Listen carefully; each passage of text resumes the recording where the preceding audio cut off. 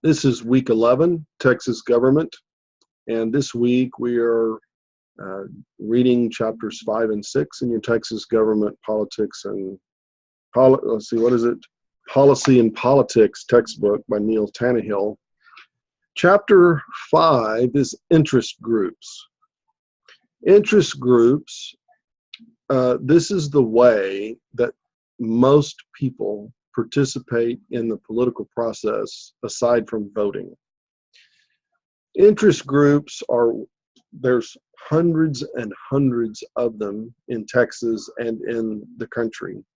What interest groups do is they gather together like-minded people who have an interest in a certain issue or groups of issues, and they band together their money, their time, their influence to try to influence the government with regard to the issues that they care about. So, for instance, maybe you are pro-life and there's a Texas Right to Life organization.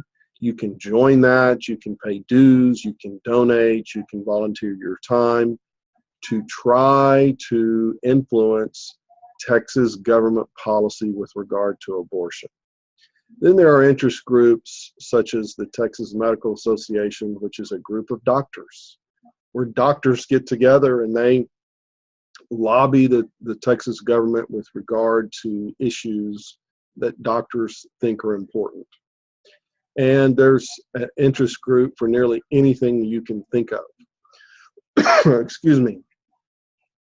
Now, a lot of times we hear the term lobbying and people use it like it's something evil. Oh, he's a lobbyist or she's a lobbyist. And that term has somewhat taken a really negative connotation or a negative tone. But really, it's not the truth. Lobbyists are people who are hired by interest groups to go speak to politicians on their behalf. So, for instance, if you are a member of the Sierra Club, which is an environmental organization, and there are 20,000, 50,000 people in Texas who are a member of Sierra Club, you put your money together.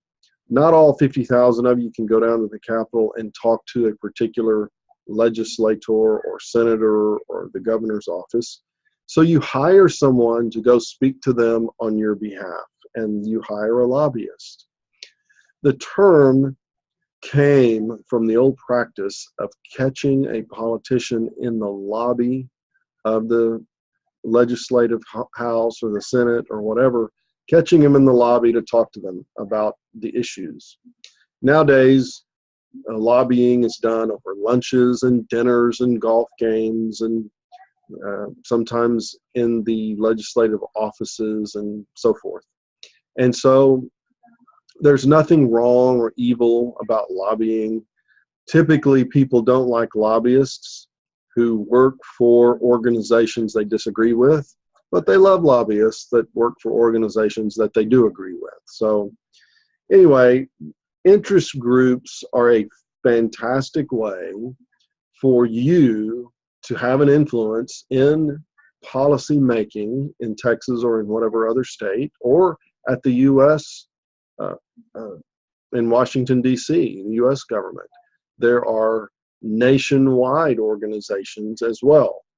A lot of times the state will have a state branch of a national organization.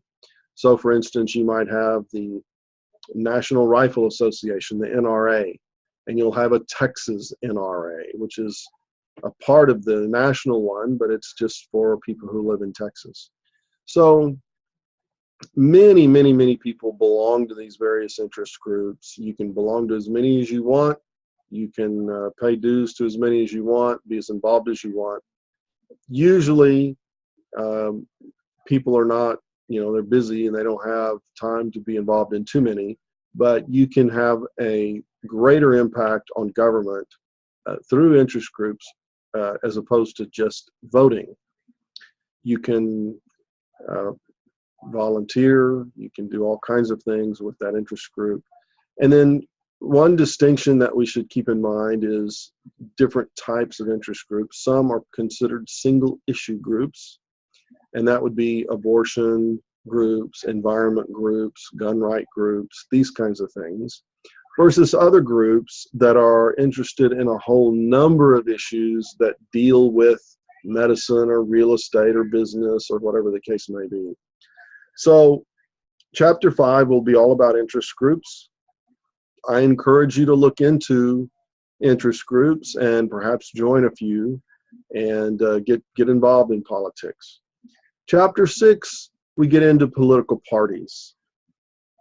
And this is where it begins to get really interesting. We have two major parties, the Democratic Party and the Republican Party, but there are also often third parties, the Libertarian Party being the largest and most prominent of the third party groups presently, but there have been things like the Green Party, the American Socialist Party, all kinds of other different parties throughout history that are third parties.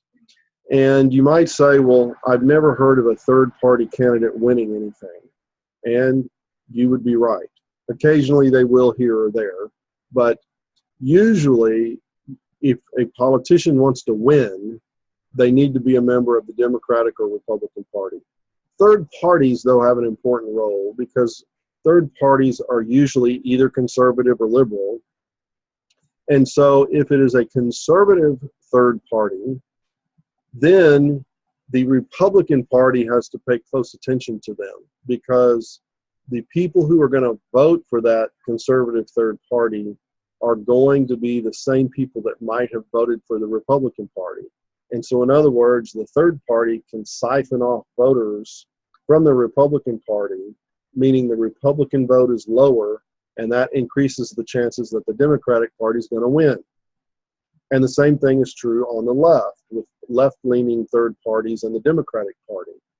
And so what the power of the third parties is they force the major party that's closely aligned with them, Republican or Democrat, to pay attention to the issues that are important to them.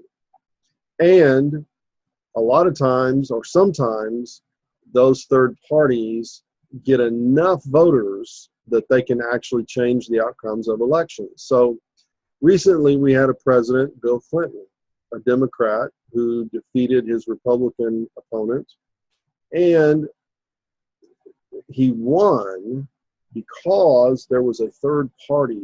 Ross Perot ran, and I don't even remember the name of his party, but he ran and pulled a lot of votes from Republicans over to him, which lowered the Republican vote, which allowed Bill Clinton to win the White House.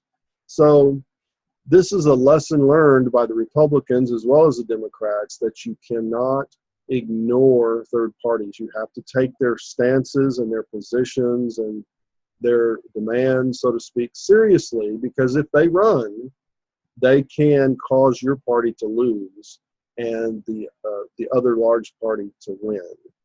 So political parties have organizations in the state and nationally. And what's very interesting is that you can get involved in the political party of your choice rather easily. On election day, elections, as we will find out later, are usually held in precincts, and a precinct is a very small geographic area where everyone in that precinct votes in one place. So for instance, it might be at the local library, it might be at the local elementary school, it could be at a fire station or a police station. And usually a precinct is no more than a few blocks square, maybe 8 square blocks or something. So there's not that many people in a precinct. So on the day of voting, you go and you vote. That night, the Republican Party and the Democratic Party will have precinct caucuses or precinct meetings. You can go to that meeting, and usually there will not be very many people there. Sometimes 4, 5, 10 people. And one of the jobs of that Republican or Democratic precinct caucus is to elect delegates to the county political party meeting, usually a few weeks later. So you can be elected as a delegate from your precinct to the county political party meeting by going to that precinct meeting and just saying, I want to run, I want to be a delegate. And if it's your first time ever and nobody knows you, you might not get it.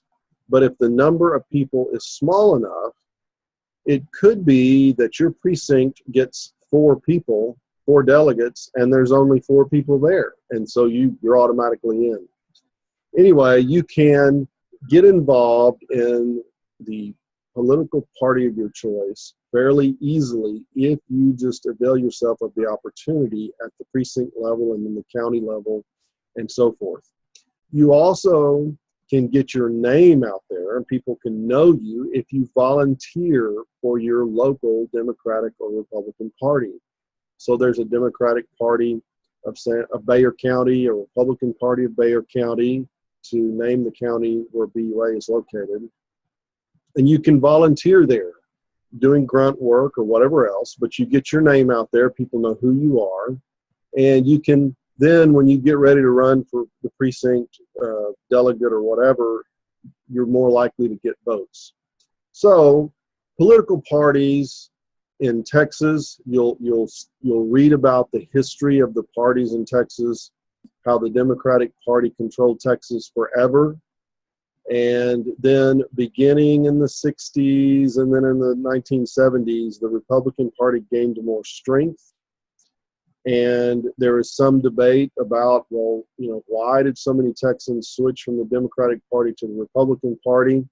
I think you will find largely that is because the National Democratic Party moved further and further left, became more and more liberal, progressive, etc.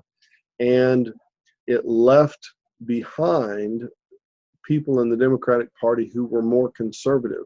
They found that the party no longer represented their beliefs and their interests, and that the Republican Party was closer to what they believed. And so as the National Democratic Party went more liberal, people in Texas and many other states who had been Democrats for generations switched to the Republican Party. Anyway, even for those who would offer a different theory about why it happened, it's no doubt that it has happened. And you will note that Senator John Tower was the first Republican elected to a statewide office in many, many decades. And then slowly but surely, Republicans began winning more and more statewide offices until today, statewide offices are held almost exclusively by Republicans. And Texas is a reliably Republican state. All right, that's political parties. I hope you did well on quiz 3. We have another quiz coming up, quiz 4, and then we'll have the final exam. So if you have any questions or problems or issues, let me know. That's the end of our week 11 lecture video. I will see you again next week.